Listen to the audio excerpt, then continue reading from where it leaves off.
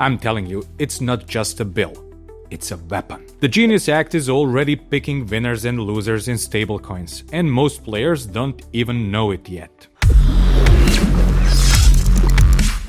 Welcome back to Captain Altcoin, where we dive into the real turning points, not the hype.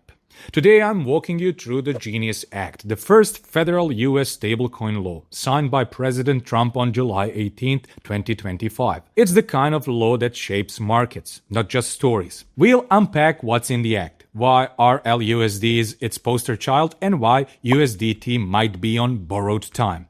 By the end, you'll see why crypto's next wave is all about regulated rails. Before we go in, just a heads up. I'm not a financial advisor. This video is for educational purposes only, not financial advice. I sat down and read the law, and I can tell you guys it can be a game changer. First, only licensed entities like banks or OCC-approved firms can issue payment stablecoins. No more anonymous issuers or offshore ops. If you don't have a US charter or licensed equivalent, you can't play. Second, stablecoins must be 100% backed by cash or US treasuries. No risky assets, no rehypothecation. Issuers must publish monthly audited reserve reports and certify them at executive level. Third, stablecoin issuers must follow bank-like rules, KYC, AML, freezing capabilities, no interest on balances, no misleading marketing.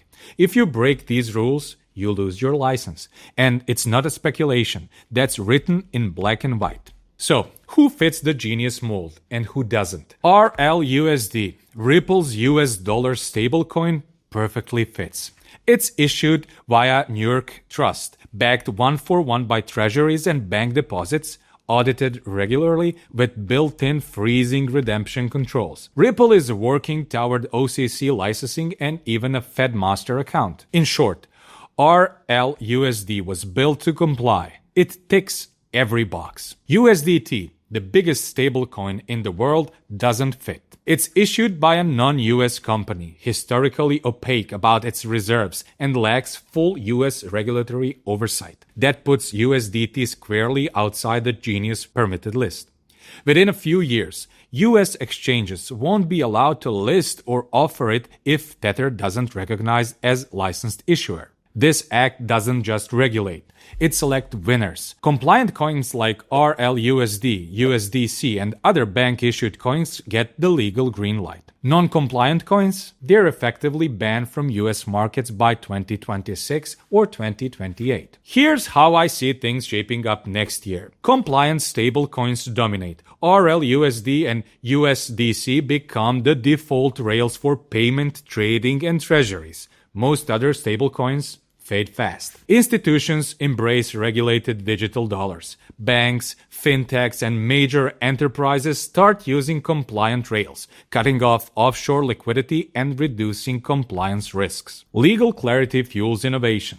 With rules set, developers build real tools, tokenized assets, real-time FX, treasury rails, or using Genius-approved stablecoins. Global momentum builds for similar rules. Countries like the EU, UK, and Hong Kong roll out comparable frameworks, aligning global rails and reducing offshore fragmentation. Crypto becomes infrastructure, not fringe. Welcome to a world where stablecoins are regulated payment tech, not speculation plays, and that world is coming fast. I don't think Genius Act supporters were kidding when they called it a strategic weapon, because by writing these rules, Congress isn't just regulating crypto, they're shaping which coins survive and thrive. If you believe in a digital dollar future, align yourself with compliant rails or risk being left behind. This is Captain Altcoin, and this might be crypto's most pivotal law yet.